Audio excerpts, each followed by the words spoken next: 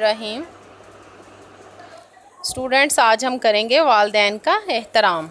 सबसे बड़ी सादत माँ बाप की है खिदमत, सबसे बड़ी इबादत माँ बाप की है खिदमत। तो बेटा, मैंने आपकी सहूलत और रहनुमाई के लिए कुछ और कोटेशंस जो हैं वो मैंने ऐड कर दी हैं ताकि आपको इसमें सहूलत हो। जो चीज़ मखलूक की पैदाइश का सबब बनी वो मोहब्बत थी, इसीलिए खालिक़ कायनात फरमाते हैं, मैं एक छुपा हुआ ख़जाना था, मैंने पसंद किया कि मैं पहचाना जाऊं, बस मैंने मखलूक को पैदा कर दिया। फिर अल्लाह ताला ने अपनी मोहब्बत को सारी मखलूक में तकसीम फरमा दिया। मखलूक में से हर एक ने अपनी अपनी इस्तेदाद के मुताबिक इसमें हिस्सा पाया। चुनाचे आपको ये मोहब्बत जमादात, नबादात, हैवानात और इंसानों में नज़र आएगी। इन सब मोहब्बतों में माँ बाप की मोहब्बत को ज़रबुल मिसल की हैसियत हासिल है। जितनी मोहब्बत माँ बाप को अपनी औलाद से होती है, इतनी मोहब्बत दुनिया में किसी को किसी के साथ नहीं होती। माँ बाप सी नेमत कोई दुनिया में नहीं है, हासिल हो ये नेमत तो जहाँ खुल्दे बरी है। वालिदैन दुनिया की सबसे बड़ी नेमत बल्कि बेबदल नेमत हैं। ये वालिदैन ही हैं जिन्होंने हमें पैदा किया और पाल पोस कर जवान किया। ये वालिदैन ही हैं जो हमारी तालीम व तरबियत के लिए बड़ी से बड़ी मुसीबत को बर्दाश्त करते हैं और अपनी ताकत से बढ़कर हमारे लिए सब कुछ करते हैं। माँ बाप हमें इंसानियत का सबक देते हैं, दुनिया में रहने के आदाब सिखाते हैं, हमें ज़िंदगी के उतार चढ़ाव से आगाह करते हैं, खुद भूखे रहकर कोशिश करते हैं कि औलाद पेट भरकर खा ले। वो औलाद के आराम व राहत के लिए दिन का चैन, रात का आराम व सुकून कुर्बान कर देते हैं। वालिदैन के औलाद पर इस कदर एहसानात होते हैं कि अगर वो शब व रोज़ इनकी खिदमत के लिए अपने आप को वक़फ़ कर दे, यानी कुर्बान कर दे, फिर भी इनके गरां कदर एहसानात का हक़ अदा नहीं कर सकते। इसलिए औलाद के लिए ज़रूरी है कि वो वालिदैन की हर मुमकिन खिदमत करे और इनका हद दर्जा एहतराम करे। इस्लाम ने माँ बाप के तक़द्दुस को इस तरह बयान किया है कि दूसरे मज़ाहिब की तालीमात इसके मुकाबले में मांद पड़ गईं, यानी ख़त्म हो गई, कम हो गई।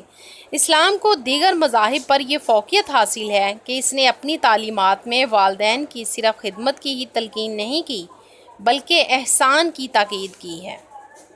नबी करीम सल्लल्लाहु अलैहि वसल्लम ने फरमाया, वालिद जन्नत के दरवाज़ों में सबसे अच्छा दरवाज़ा है। अब चाहे तो इसकी फरमा बरदारी करके इसकी हिफाजत करे या ना फरमानी करके इसे ज़ाया कर दे।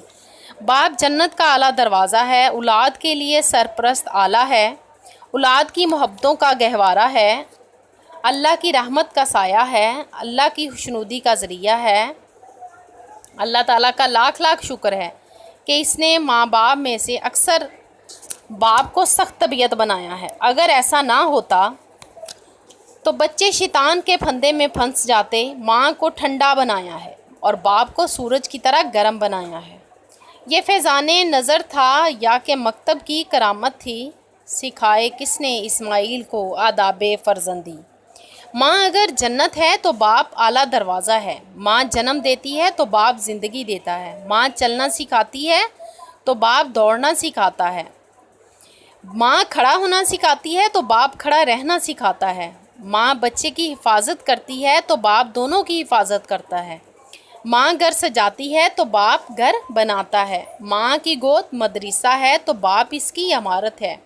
माँ के कदमों तले जन्नत है तो बाप ही इसे जन्नत देता है। माँ बहुत ही शफीक होती है तो बाप बहुत मेहरबान होता है। इसीलिए नबी करीम सल्लल्लाहु अलैहि वसल्लम ने फरमाया, बाप की रज़ा में रब की रज़ा है। रब को राज़ी करना है तो पहले बाप को राज़ी करें।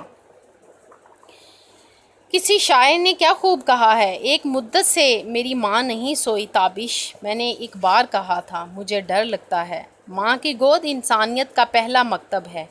माँ का दूसरा नाम जन्नत है। माँ के बगैर कायनात नामुकम्मल है। दरअसल माँ की अताअत और फरमाबरदारी सादत मंदी है।